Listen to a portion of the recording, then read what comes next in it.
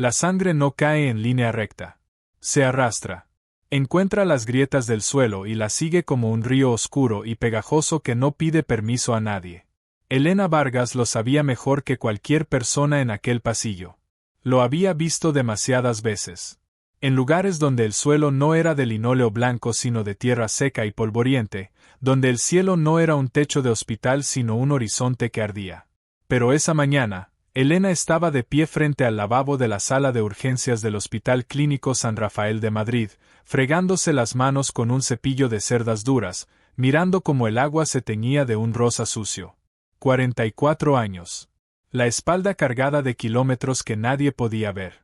Los crabs azul marino le colgaban de los hombros como si fueran prestados, desgastados por demasiados turnos y demasiado jabón barato. Llevaba exactamente 9 días en ese hospital. 9 días era tiempo suficiente para que Alejandro Reyes decidiera que ya la conocía. Alejandro tenía 29 años, residencia en cirugía de un hospital universitario de primera línea, y una seguridad en sí mismo que olía igual que su colonia, cara y excesiva. Se apoyó contra el cristal de la sala de trauma con los brazos cruzados, mirando a Elena con esa sonrisa que reservaba para las personas a las que no consideraba su igual. Aquí llega la nueva doctora de protocolo, le dijo a Marcos, otro residente cuya única función parecía ser reírse de todo lo que decía Alejandro. Elena no levantó la vista. Siguió fregando. El agua seguía fría.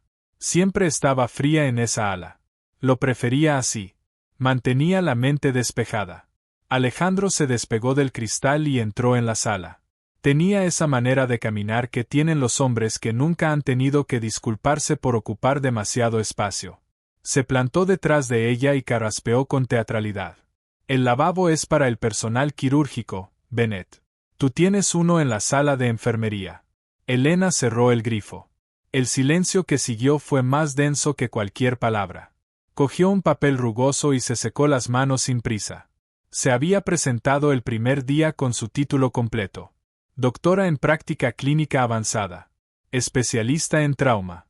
Nueva coordinadora de urgencias críticas contratada para reorganizar el caótico puente entre el servicio de emergencias y los equipos quirúrgicos. Pero para Alejandro, esas palabras no significaban nada. La había bautizado como la enfermera jefe desde el primer turno, y se había pasado los 9 días siguientes encargándole el registro de camas, pidiéndole café que nunca llegaba a temperatura correcta, y llamándola doctora con esa comilla invisible que convertía el título en una burla. «Es tuyo», dijo Elena, dejando el papel mojado exactamente dentro del cubo de residuos sin mirarlo siquiera. «Oye, antes de que te vayas a escribir tus informes de enfermería que nadie lee, ¿me acercas unos guantes del 7? Los míos se rompieron». Se escuchó la risa contenida de Marcos desde el pasillo. Elena se detuvo. Miró las manos de Alejandro. Manos suaves. Manos que nunca habían sostenido nada que no fuera un bisturí en condiciones controladas, bajo luces perfectas, con todo el equipo en su sitio. El almacén está a 6 metros a tu izquierda, Alejandro, dijo ella sin parpadear. Si puedes localizar la arteria femoral a ciegas, puedes encontrar unos guantes. Alejandro dio un paso hacia ella. Le sacaba una cabeza y lo usaba como argumento. Sus ojos se estrecharon. Escúchame bien, Bennett. Estás aquí para asistir. Eres una practicante avanzada, que es una manera elegante de decir que eres una enfermera con demasiados papeles. Cuando llegue un trauma de verdad por esas puertas, te apartas, nos pasas las pinzas, y te quedas donde te corresponde. No dejes que las letras de tu identificación te confundan sobre quién eres en esta sala. Elena lo miró directamente. No a los ojos. A la garganta. Al pulso que latía justo encima de la clavícula. Pensó, durante un instante brevísimo, en otro pulso. En otro cuello. En sus propios dedos apretando con desesperación en mitad de una noche sin electricidad, con el sonido de los helicópteros vibrando en el pecho y el olor a metal caliente llenando el aire. Parpadeó. El hospital volvió de golpe. El olor a lejía, a huevos fríos de la cafetería, al metal viejo de las camillas. Como tú digas, murmuró, y lo rodeó. 12 minutos después, las puertas dobles se abrieron de golpe. El hombre que entraron empujando en la camilla no parecía real. 32 años, según gritó el paramédico entre jadeos. Accidente de moto en la M30. Sin casco.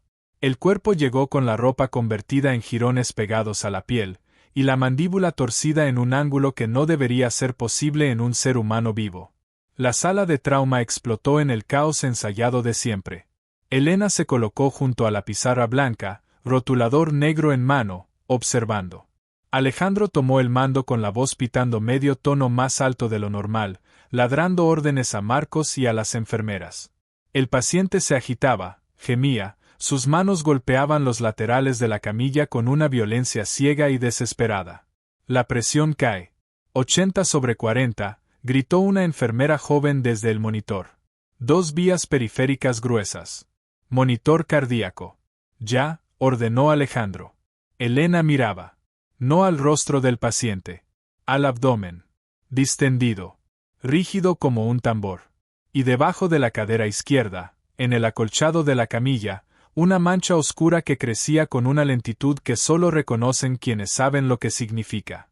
Alejandro pedía una ecografía urgente, empujando el transductor contra el vientre del paciente, maldiciendo cuando la imagen no aparecía limpia en la pantalla.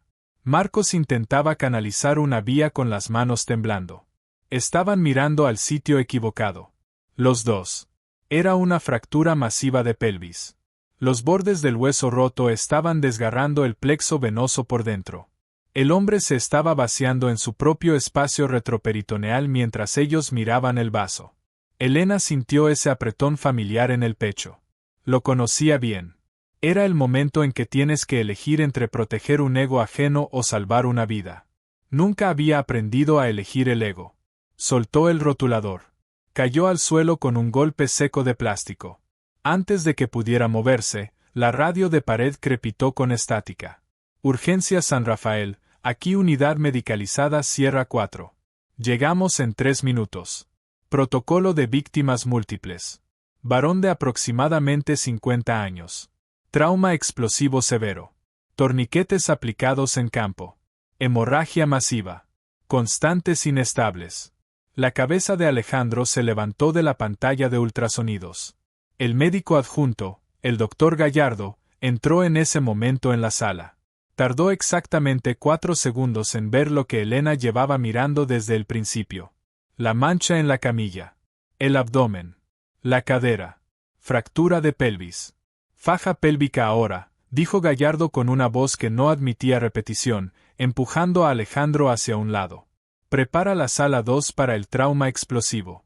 Cole, te toca llevar el caso. Bennett, protocolo de transfusión masiva. Moverse. Elena no corrió. Correr generaba pánico. Caminó con zancadas largas y directas hacia los carros de suministros. Sacó las neveras térmicas con bolsas de sangre cero negativo.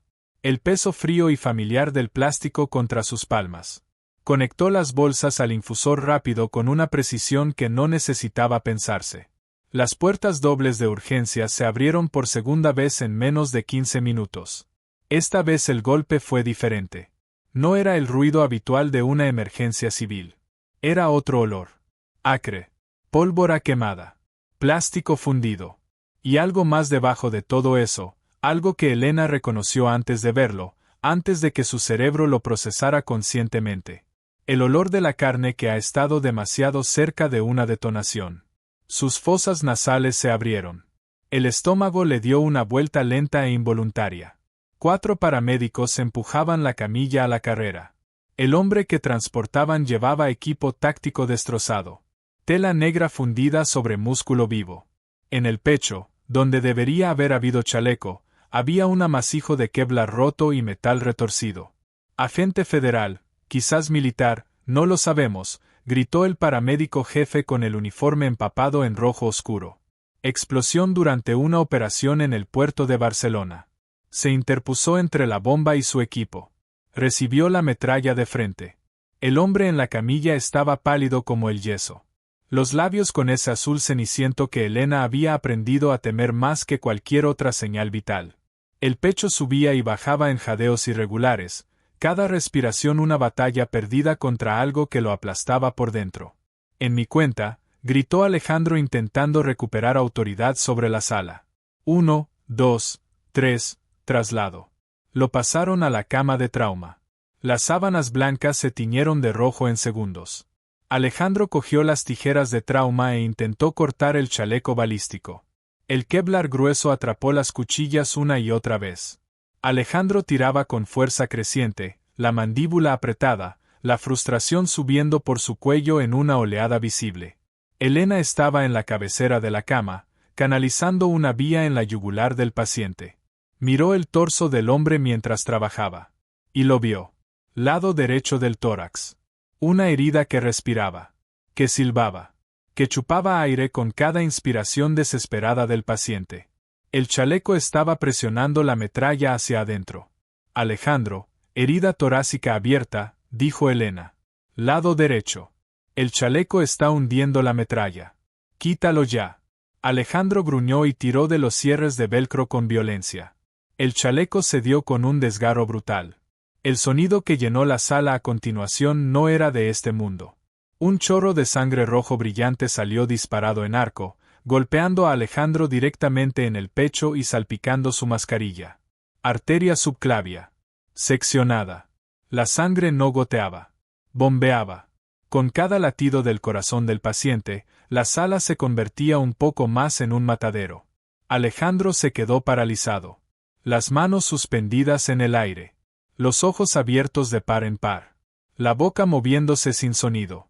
Era un hombre que había estudiado anatomía durante 6 años, que había operado bajo microscopio, que conocía cada nombre latino de cada vaso sanguíneo del cuerpo humano.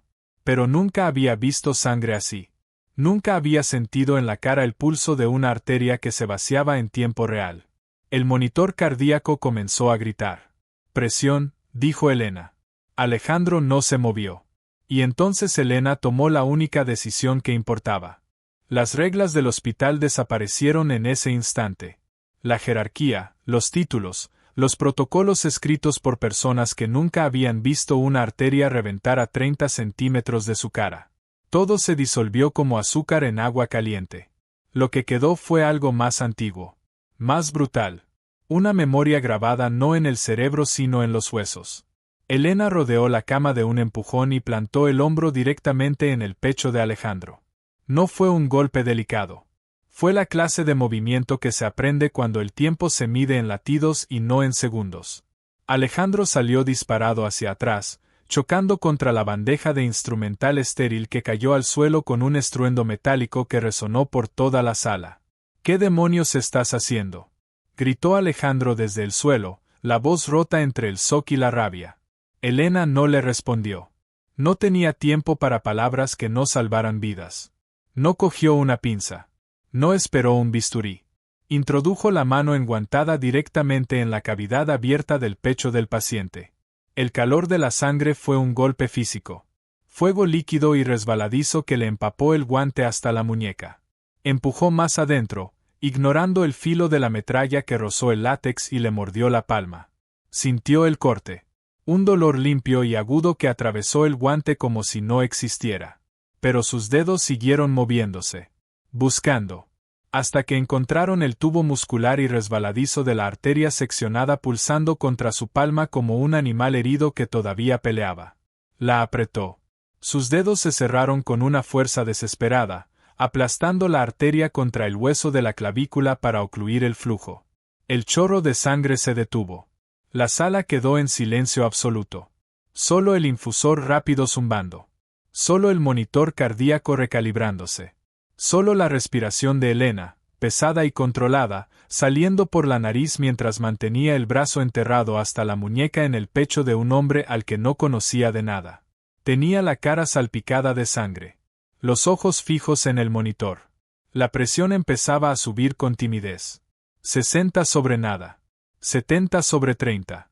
El corazón del paciente encontraba líquido que bombear. Marcos, dijo Elena con una voz que no pertenecía a la sala de urgencias de un hospital de Madrid. Pertenecía a otro lugar.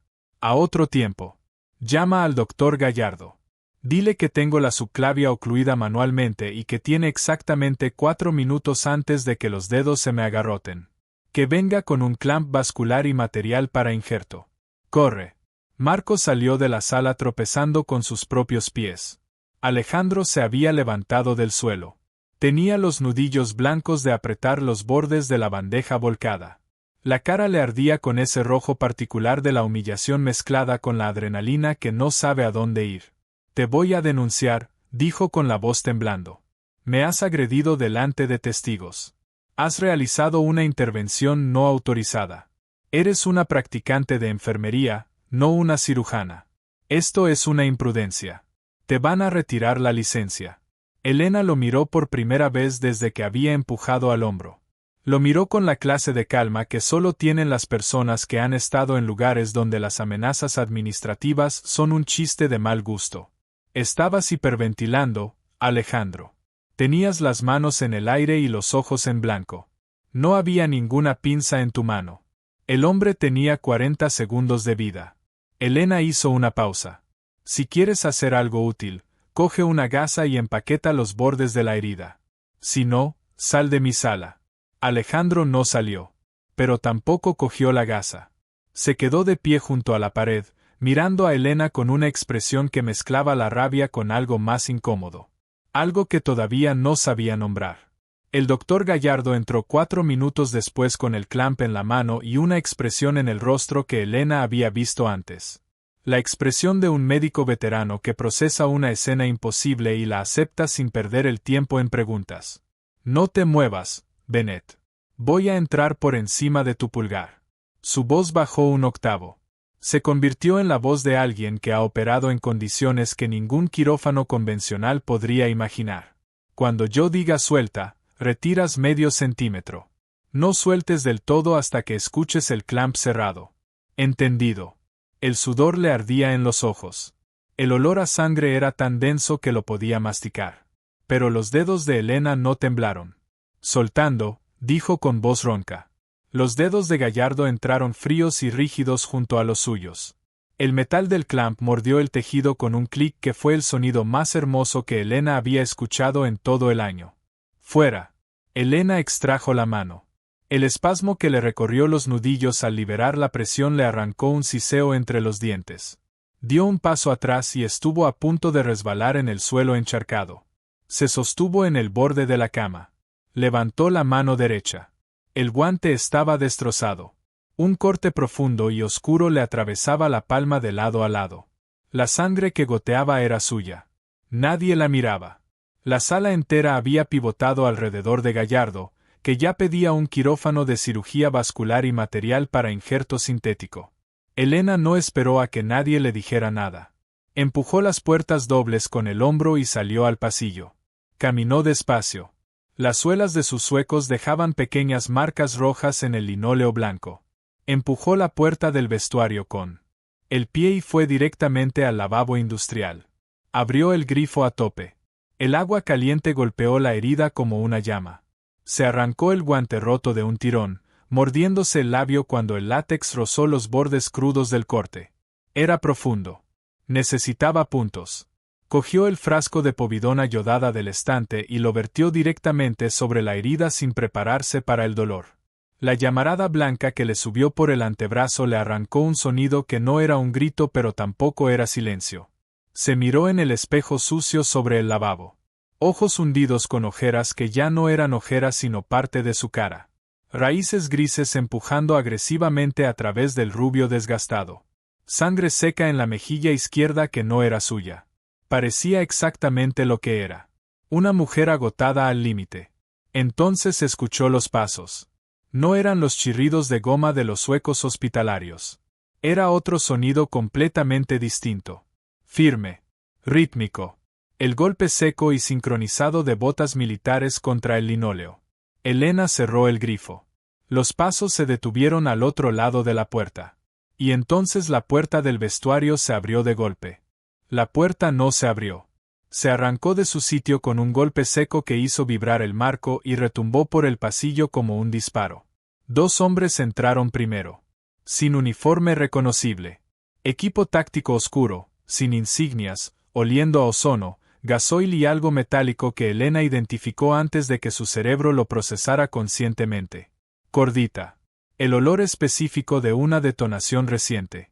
Se plantaron a cada lado de la puerta con la naturalidad silenciosa de quienes han aprendido a ocupar espacios sin que nadie se lo pida. Detrás de ellos entró un tercer hombre. Elena lo vio por el espejo antes de girarse. Uniforme de gala del Ejército de Tierra Español. Verde oliva perfectamente planchado, tan rígido que parecía que la tela misma estaba en posición de firmes. 3 estrellas en el cuello. El rostro tallado a golpes de intemperie y decisiones difíciles, con la clase de arrugas que no dejan los años sino los lugares. General de División Roberto Vidal. No era un hombre que esperara a que le abrieran las puertas. Tampoco era un hombre que pidiera permiso para entrar en ningún sitio. Detrás de él apareció Lorenzo Sáez, el director administrativo del hospital, con su traje de 3.000 euros y su tableta sujeta contra el pecho como si fuera un escudo. Y detrás de Sáez, con la cara recién lavada y los crabs cambiados, Alejandro Reyes. Limpio. Recompuesto. Con esa sonrisa microscópica que se permite la gente que cree que ha ganado. Elena no se giró de inmediato. Terminó de envolver su mano con el papel de celulosa. Luego se volvió despacio y apoyó la cadera contra el lavabo. General, dijo en voz baja. Sáez se adelantó sin darle tiempo a nada más. Tenía la voz cargada con esa autoridad prestada de los despachos con moqueta. Señorita Bennett, lo que ha ocurrido esta tarde en la sala de trauma 2 constituye una violación grave del protocolo clínico, un exceso flagrante de su ámbito de competencia y una agresión documentada contra un médico residente en presencia de testigos. Ha empujado físicamente al doctor Reyes, ha realizado una maniobra quirúrgica no autorizada y ha puesto en riesgo la integridad del paciente y del equipo. Entregue su identificación. Queda suspendida de forma cautelar con apertura inmediata de expediente disciplinario y comunicación al Colegio de Enfermería. Elena miró a Sáez con la misma expresión con la que se mira la lluvia a través de un cristal. Sin urgencia. Sin miedo. La subclavia estaba seccionada, Lorenzo, dijo usando su nombre de pila con una tranquilidad que hizo parpadear al director. El paciente tenía menos de un minuto. Yo lo clamé. Eso es lo que ocurrió. Alejandro salió de detrás de Sáez. Tenía el color alto en las mejillas y la voz afilada con esa fragilidad particular del orgullo herido que busca testigos. Me agrediste. Me tiraste contra la bandeja delante de todo el equipo para hacerte la protagonista. Yo tenía la situación controlada. Tú interveniste porque no sabes cuál es tu lugar en esta sala. Elena lo miró. No con rabia. Con algo peor. Con esa compasión fría que se siente por alguien que todavía no sabe lo que no sabe. Estabas paralizado, Alejandro. Las manos en el aire. La boca abierta. La arteria bombeando contra tu cara. No había ningún instrumento en tu mano. Ninguno. Basta, cortó Sáez levantando una palma manicurada. La conducta del doctor Reyes será evaluada por la Dirección de Residentes. Su comportamiento es competencia de Recursos Humanos y del Departamento Legal. Entregue la identificación, por favor. Elena bajó la vista hacia el identificador plastificado sujeto a su pecho. Una foto pequeña y mal iluminada. Un nombre. Un cargo que 9 días antes había intentado explicarle a todo el mundo y que nadie había querido escuchar. Estiró la mano hacia el clip. Y entonces el general Vidal habló por primera vez. Un momento. 2 palabras. Sin elevar la voz ni un solo decibelio. Pero con una gravedad que detuvo a Sáez a mitad del gesto como si alguien hubiera pausado el tiempo. Vidal cruzó la sala despacio. Ignoró a Sáez con la naturalidad de quien aparta una mosca sin mirarla. Se detuvo frente a Alejandro. Lo estudió durante un segundo largo e incómodo. Luego habló. Usted era el médico responsable cuando llegó mi hombre. Alejandro se irguió. Asintió con esa solemnidad que se pone la gente cuando quiere parecer más de lo que es. Así es, mi general. Gestioné el trauma desde la llegada. Fue una escena compleja pero el equipo respondió correctamente. El paciente fue estabilizado gracias a la intervención coordinada del. Enséñeme las manos. Alejandro parpadeó. Perdone. Que me enseñe las manos, doctor. Ahora. Alejandro las levantó despacio. Perfectas. Limpias. Sin una sola marca. Sin un corte. Sin el rastro de una sola gota de sangre bajo las uñas. Vidal las miró durante 5 segundos que parecieron 5 minutos. Luego se giró y los ignoró a todos como si hubieran dejado de existir. Caminó hasta Elena. Se detuvo a 1 metro de ella. La recorrió con los ojos desde la mano vendada hasta la sangre seca en la mejilla. Había algo en su mirada que no era compasión. Era reconocimiento. La mirada específica de alguien que sabe leer cicatrices. Me dijeron que fue una enfermera quien clamó la arteria, dijo con voz baja. Que metió la mano sin anestesia, sin instrumental, con un trozo de metralla cortándole la palma. Que mantuvo la oclusión 4 minutos hasta que llegó el cirujano. Hizo una pausa. Debería haberlo imaginado. Elena no respondió. Apretó el papel húmedo alrededor de su mano. Vidal metió la mano en el bolsillo interior de su guerrera. Sacó algo pequeño y lo colocó sobre el banco metálico entre las taquillas. Un fragmento retorcido de metal oscuro del tamaño de un puño. Oxidado en los bordes. Con manchas que no eran óxido. El ejército recuperó esto del pecho de mi operativo cuando el doctor Gallardo entró a colocar el injerto. Gallardo me dijo que la única razón por la que ese hombre seguía vivo era porque alguien le había aplastado la arteria contra el hueso con los dedos. Que la compresión había sido tan precisa que parecía de alguien que había hecho eso antes. Vidal se volvió hacia Alejandro. ¿Cuántas veces ha comprimido una subclavia seccionada en campo abierto, doctor? Alejandro abrió la boca. La cerró. Tragó saliva. Vidal ya no lo miraba. Tengo el informe del doctor Gallardo, continuó el general con la vista fija en Elena. Y tengo el historial clínico de mi operativo. Pero lo que más me interesa esta tarde es saber quién tiene una cicatriz nueva en la palma derecha. El silencio del vestuario era tan denso que se podía cortar. Sáez intentó recuperar el control de la situación con la desesperación visible de un hombre que ve cómo su guión se deshace. General Vidal, con todo el respeto, esto es un asunto interno del hospital y... Vidal se giró hacia él con una lentitud calculada que era más amenazante que cualquier movimiento brusco. Y Sáez se calló. El general volvió a mirar a Elena. Y por primera vez desde que había entrado en esa sala, algo cambió en su expresión. No era ternura. Era algo más duro y más honesto que la ternura. Capitana Vargas, dijo en voz baja. El aire en el vestuario cambió de temperatura. Alejandro se quedó completamente inmóvil. Marcos, que había entrado en silencio detrás de todos, parpadeó confundido.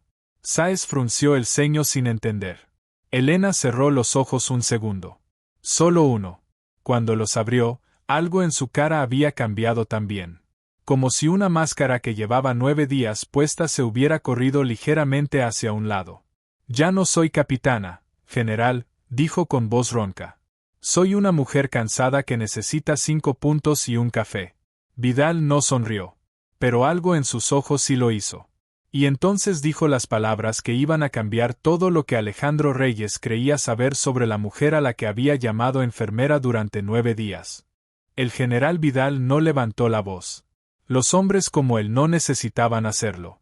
Su autoridad no vivía en el volumen sino en el peso de cada palabra, en la certeza absoluta con la que las colocaba en el aire como piedras sobre una balanza. Fayuja, 2004, dijo mirando a Elena con una calma que era casi reverencial. Helmand, 2009. Kandahar, 2014. 3 rotaciones como comandante de equipo quirúrgico de vanguardia. 19 meses operando en zonas de combate activo sin quirófano, sin anestesista, sin las condiciones mínimas que cualquier médico de este hospital consideraría innegociables. Hizo una pausa. La dejó caer sobre la sala como cae el silencio después de un trueno. Mis hombres no la llamaban enfermera, Vargas. La llamaban la última línea. Porque cuando todo lo demás fallaba, cuando el helicóptero no llegaba y la morfina se había acabado y el suelo estaba empapado y el siguiente disparo podía ser el tuyo, ella seguía operando. Con las manos. Con lo que tuviera. Con la voluntad pura y desnuda de no dejar morir a nadie en la tierra. Alejandro Reyes no se movió. Estaba de pie junto a la pared del vestuario con la espalda pegada al metal frío de las taquillas y una expresión en la cara que Elena no había visto en él durante los 9 días anteriores. No era rabia. No era arrogancia. Era algo mucho más difícil de sostener. Era vergüenza real. La clase de vergüenza que no se cura con una disculpa. Marcos tenía los ojos abiertos como platos mirando a Elena como si la estuviera viendo por primera vez. Porque en cierta manera así era. Sáez había guardado la tableta debajo del brazo y mantenía la boca cerrada con el esfuerzo visible de alguien que acaba de entender que está en una conversación para la que nadie le preparó. El general metió la mano de nuevo en el bolsillo de su guerrera. Esta vez sacó un documento doblado. Lo dejó sobre el banco junto al fragmento de metralla sin decir nada. Elena lo miró pero no lo tocó. Es el parte médico de mi operativo, dijo Vidal. Firmado por el doctor Gallardo hace 40 minutos. El hombre vive. El injerto está colocado. La arteria reconstruida. Gallardo escribió en el apartado de observaciones algo que no suele escribirse en un informe clínico convencional. Vidal abrió el documento él mismo y leyó en voz alta sin apartar los ojos del papel. La supervivencia del paciente se debe en su totalidad a la oclusión manual realizada antes de la llegada del equipo vascular. La precisión de la maniobra, ejecutada sin instrumental y bajo condiciones de hemorragia activa masiva, es consistente con entrenamiento de trauma en campo de combate. Sin esa intervención el paciente habría fallecido en la mesa. Cerró el documento. Alejandro soltó el aire que llevaba conteniendo sin darse cuenta. Fue un sonido pequeño, casi inaudible, pero en el silencio del vestuario resonó como una confesión. Vidal se giró hacia Sáez con esa lentitud que ya era su marca personal en esa sala. Director Sáez. Tengo entendido que esta mujer estaba a punto de entregar su identificación cuando yo llegué. Sáez abrió la boca. La cerró. Asintió una vez con la cabeza. Vidal sacó el teléfono del bolsillo. Lo desbloqueó con un solo gesto y lo sostuvo frente a él sin apartar los ojos del director. Tengo en marcación rápida al subsecretario de Defensa. También al director general de Sanidad Militar. Y también, añadió bajando el teléfono un centímetro, al periodista de El País que lleva 6 meses intentando hacer un reportaje sobre la gestión de contratos federales en hospitales públicos de Madrid. Hizo una pausa breve y limpia. Si esta mujer sale de este hospital sin su identificación, sin su puesto y sin una disculpa formal, esas 3 llamadas se producen antes de que usted llegue a su coche. Sáez se había puesto del color del linóleo. No habrá expediente, dijo con voz plana. Ni suspensión. Ni comunicación al colegio. Correcto, dijo Vidal guardando el teléfono. Y habrá una revisión salarial antes de que acabe el mes. Y el doctor Reyes pasará por la dirección de residentes mañana a primera hora. No como denunciante. Como denunciado. Alejandro cerró los ojos. Vidal se giró por última vez hacia Elena. La miró durante un momento largo sin decir nada, con esa clase de silencio que entre personas que han estado en los mismos lugares significa más que cualquier discurso. Luego extendió la mano. No como saludo. Como gesto de respeto entre iguales. Mi hombre vive porque usted estaba en esa sala esta tarde, Vargas. El ejército no olvida eso. Elena miró la mano extendida del general.